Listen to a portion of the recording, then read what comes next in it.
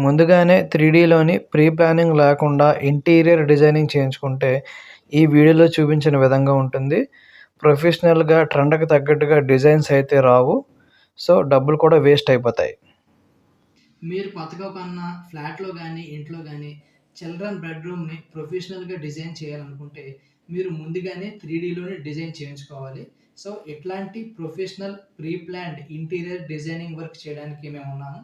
మా contact details screen పైన కనిపిస్తాయి. You can contact us. So, ఇప్పుడు మీరు ముందుగా ప్రీ ప్లాన్డ్ చేయబడిన ఇంటీరియర్ డిజైనింగ్ వీడియోని చూస్తారు. Let's have a look.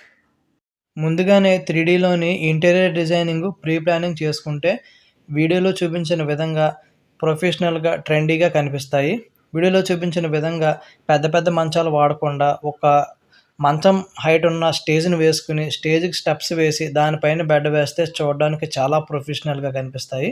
Wooden flooring కూడా వేసుకుంటే రూముకి ఇంకా హైలైట్ అనమాట.